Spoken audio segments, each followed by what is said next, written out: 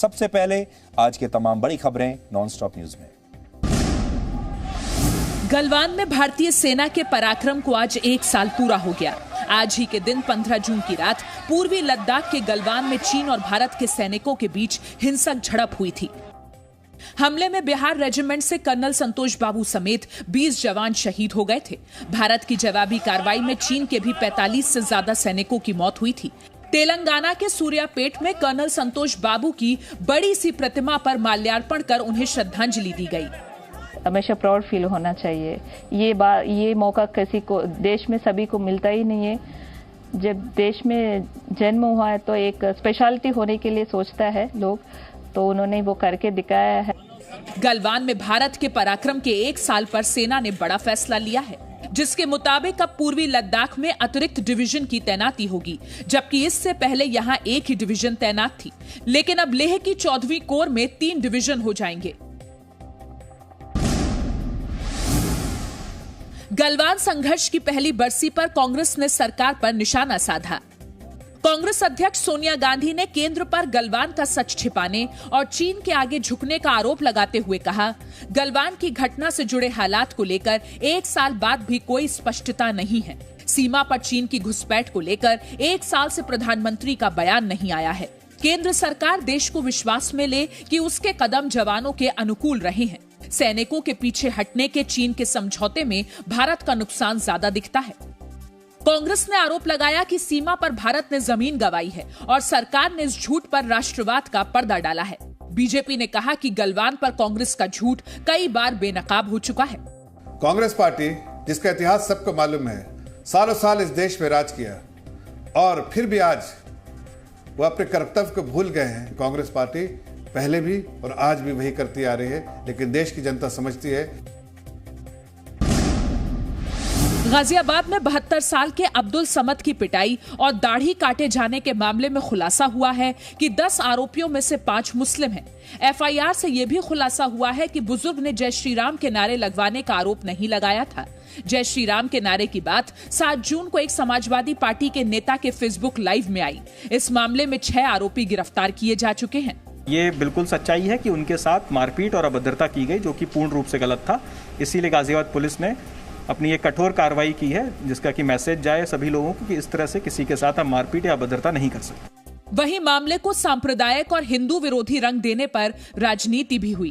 कांग्रेस सांसद राहुल गांधी ने ट्वीट किया, मैं ये मानने को तैयार नहीं हूं कि श्री राम के सच्चे भक्त ऐसा कर सकते हैं।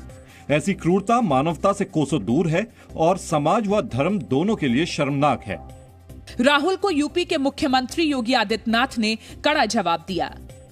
प्रभु श्री राम की पहली सीख है सत्य बोलना, जो आपने कभी जीवन में किया नहीं। शर्म आनी चाहिए कि पुलिस के सच्चाई बताने पर भी आप समाज में जहर फैलाने में लगे हैं।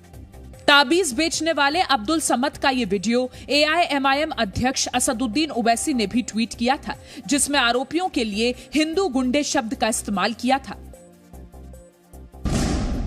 दिल्ली के मदनपुर खादर के पास यूपी के सिंचाई विभाग की जमीन पर रोहिंग्याओं ने अवैध कब्जा कर लिया है। आम आदमी पार्टी के विधायक अमानुतुल्लाह खान पर रोहिंग्याओं को मदद देने का आरोप लगा है। जब यूपी के अधिकारी अवैध कब्जे को खाली कराने पहुंचे तो ओखला से आम आदमी पार्टी के विधायक अमानुतुल्लाह खान ने धमकी दी।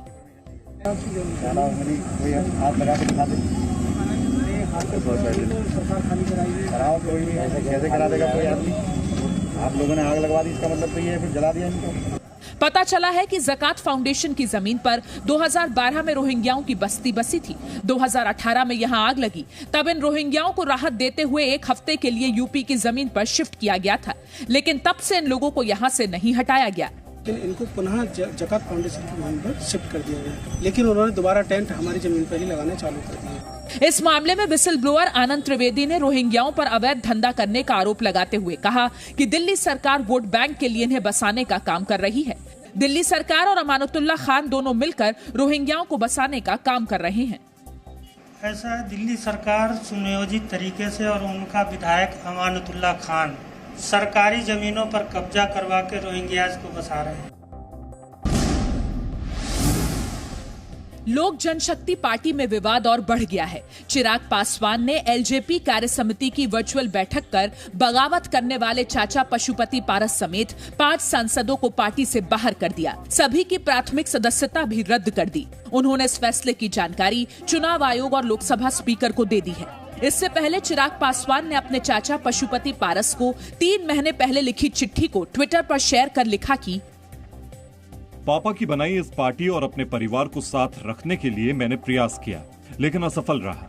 पार्टी माँ के समान है और माँ के साथ धोखा नहीं करना चाहिए। लोकतंत्र में जनता सर्वोपरि है। पार्टी में आस्था रखने वाले लोगों का मैं धन्यवाद देता हूँ। एक पुराना पत्र साझा करता हूँ। इस बीच चिराग पासवान के समर्थकों ने पटना के एलजेपी ऑफिस में विरोध प्रदर्शन किया। पशुपति पारस गुट ने एलजेपी की राष्ट्रीय कार्य समिति की बैठक कर संसदीय दल के नेता के बाद अब चिराग पासवान को पार्टी के राष्ट्रीय अध्यक्ष के पद से भी हटा दिया है।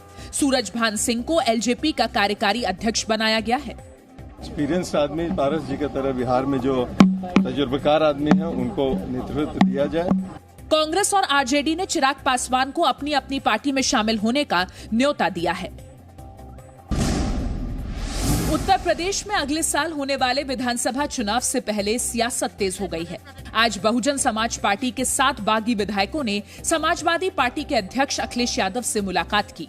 इनमें असलम रायनी, हाकिम लाल बिंद, मुस्तबा सिद्दीकी, सुषमा पटेल, असलम अली चौधरी और हरगोविंद भार्गव शामिल हैं।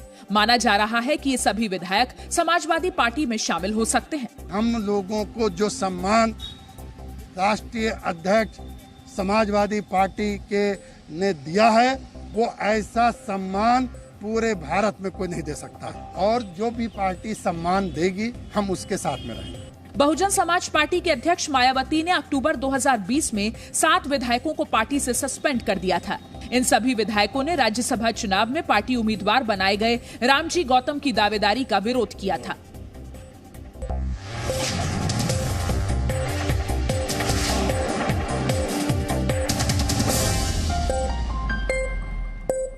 Presenting B News app, available on Google Play and App Store. Download it now.